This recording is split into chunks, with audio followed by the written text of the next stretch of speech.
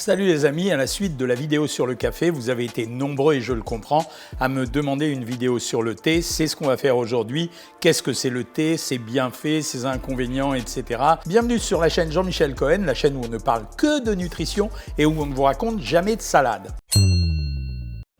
Masterclass, menu personnalisé, suivi diététique individualisé. Rendez-vous sur le site docteur.jeanmichelcohen.fr. Le thé, à la base, c'est une boisson aromatique. Ça veut dire ça se boit froid ou ça se boit chaud, je vous apprends rien. Et même, ça s'est super démocratisé grâce à l'apparition des iced tea qu'on trouve tout prêt en boîte dans les supermarchés. On en parlera tout à la fin.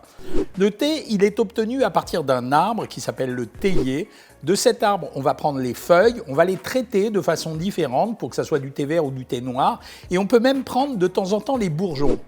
Le thé vert, il est torréfié, mais on ne le laisse jamais flétrir de telle façon à ce qu'il ne fermente pas et à ce qu'il ne noircisse pas et à ce qu'il soit quasiment à son état naturel. Le thé noir, par contre, c'est un thé qu'on va torréfier bien sûr, mais on va le laisser fermenter et ensuite on va le laisser attraper par-dessus des champignons, etc. Bien sûr, ils ne sont pas nuisibles pour la santé, mais ce sera un thé beaucoup plus travaillé. L'avantage du thé noir, forcément, c'est qu'il se conservera plus longtemps du fait justement il a eu ce traitement, mais en dehors de ces deux thés, il existe une énorme variété de thés que je vais vous raconter. Alors on a le thé noir, c'est le type de thé qui est le plus courant et le plus consommé dans le monde.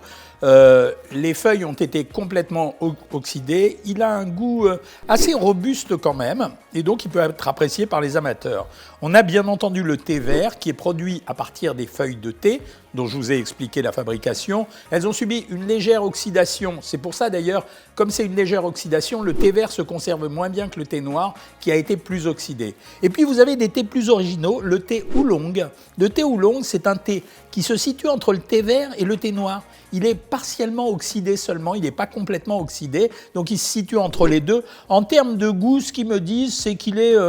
Il est en termes de saveur et d'odeur, d'après les spécialistes, puisque j'ai les feuilles des spécialistes, il paraît qu'il est intermédiaire entre le goût du thé noir et du thé vert, donc c'est vraiment une appréciation de connaisseurs. On verra dans quelques instants les indications thérapeutiques et les effets particuliers. Alors le thé blanc, c'est le thé raffiné, parce qu'on ne le fait pas à partir des feuilles de théier, on le fait à partir des bourgeons. Donc ça veut dire que c'est un thé plus délicat, il paraît que c'est le thé des grands amateurs. Après on a le thé jaune, en fait c'est un thé qui est exactement la même chose que le thé vert, mais d'après ce qu'on nous dit, il a subi une période de flétrissage jaune qui lui donne sa couleur. Ça, on commence déjà à rentrer dans le terme de marketing de goût. Et puis, alors, vous me parlez de temps en temps du thé rooibos. Je voudrais juste mettre une précision au point. Il y a deux choses sur lesquelles je voudrais mettre une précision. C'est le maté et le thé rooibos. Ni l'un ni l'autre ne sont des thés.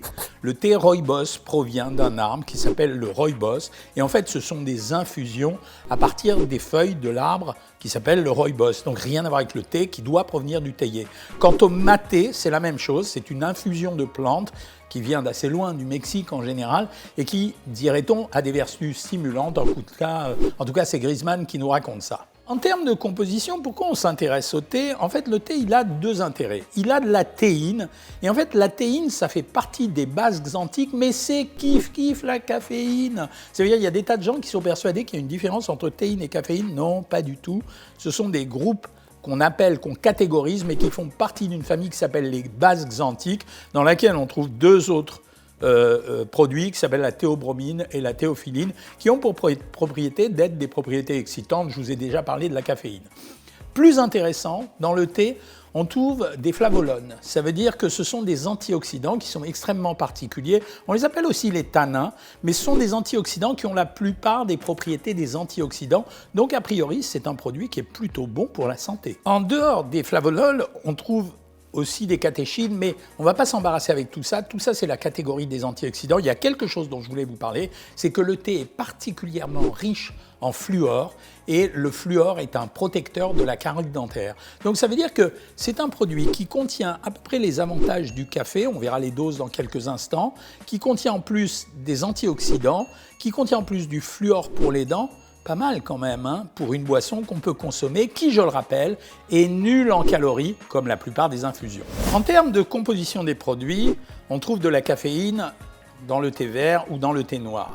Cependant, pour la caféine contenue dans le thé, elle va dépendre de plein de facteurs. Elle va dépendre, de l'endroit où l'arbre a été cultivé, mais aussi des conditions climatiques et aussi de la séquence de ramassage. Donc ça veut dire que la teneur en caféine, elle est relativement variable d'un thé à l'autre. Si vous faites infuser du thé pendant 3 minutes, vous retrouvez en moyenne 75% du contenu en caféine et 50% du contenu en tanin. Attention, la préparation du thé, ce n'est pas une préparation à l'eau bouillante. Les vrais spécialistes, mais en même temps, en termes d'intérêt thérapeutique du thé, conseillent finalement de l'eau à 80-85 degrés et on demande une infusion à 3 minutes. En fait, entre 3 et 5 minutes, vous avez retiré l'essentiel de ce que vous devez retirer du thé. Au-delà de 5 minutes, c'est affaire de goût. Si vous avez envie d'un thé à un goût fort, vous le faites. Mais en termes d'intérêt, c'est entre 3 et 5 minutes maximum. Quand vous préparez une tasse de thé de 150 ml, vous avez à peu près 80 mg de caféine. C'est relativement important parce que, par exemple, dans un café expresso, vous avez environ entre 40 et 60 grammes de caféine. Mais c'est une tasse de 150 ml, alors qu'un expresso, finalement, c'est en général 4 fois moins. Donc finalement, le thé apportera peut-être un peu moins de caféine, mais on a souvent tendance à en boire beaucoup plus que du café. En termes de minéraux, on retrouve à peu près les mêmes minéraux que dans de l'eau traditionnelle. Il y a une particularité.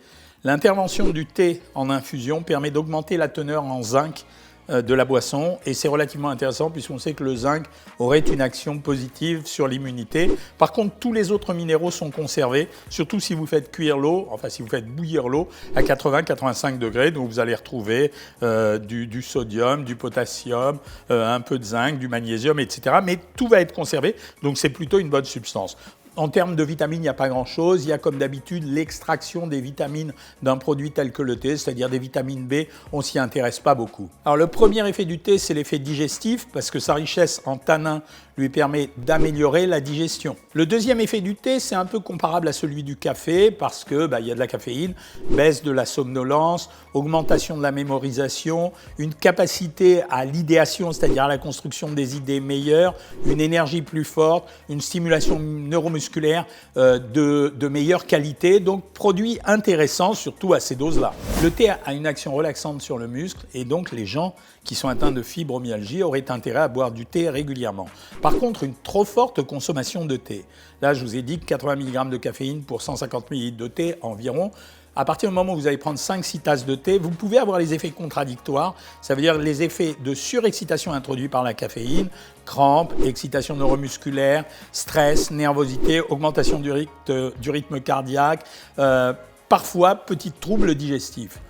On parle d'une action diurétique, mais elle est relativement faible finalement, parce que l'action diurétique, elle provient beaucoup plus de la consommation du produit sous forme d'eau, c'est un peu ce que je dis pour le café en général, que par l'action excitante du produit, donc on le laisse un petit peu de côté. On parle souvent des effets bénéfiques du thé sur des maladies comme le cholestérol, l'hypertension artérielle et le diabète. Moi, je voudrais pondérer ça. Autant je vous ai dit que ça peut être intéressant pour la digestion, que ça peut être intéressant pour la stimulation, la mémorisation, etc. Autant je pense que le thé, pour le moment, même si les polyphénols, les flavonoïdes, les catéchines sont intéressants et sont des substances antioxydantes, on n'a pas de preuve clinique aujourd'hui qu'une trop forte consommation de ce type de produit amène une meilleure santé et puisse prévenir des maladies. Donc pédale douce, c'est un bon produit qui contient des bons produits qu'on peut boire de plein de façons et c'est vraiment intéressant. 2 mots sur l'ice tea, alors faites très attention, c'est une boisson très à la mode chez les enfants. Je ne sais pas pourquoi d'ailleurs. En fait, c'est la caféine qui pose un problème s'ils en boivent trop et c'est le sucre que certains sont tentés de mettre à l'intérieur. Sinon, c'est rien d'autre qu'une boisson aromatisée comme on peut en trouver d'autres, mais sauf qu'elle est faite avec du thé. Enfin, je voudrais vous parler des pesticides et des thés en vrac et des thés en sachet. Il y a eu une étude de 60 millions de consommateurs récemment et dans laquelle ils disent que finalement la plupart des thés noirs ou verts sont contaminés avec des traces de pesticides. Mais à mon avis, il y en a partout des pesticides, la surprise c'est quand il n'y en a pas. Donc c'est encore une fois une façon de plaider, d'être l'avocat d'une alimentation diversifiée et variée. Ça veut dire que plus vous variez vos produits, moins vous risquez d'être atteint par ce type de problématique. On dit que les thés verts à la menthe sont plus contaminés que les autres.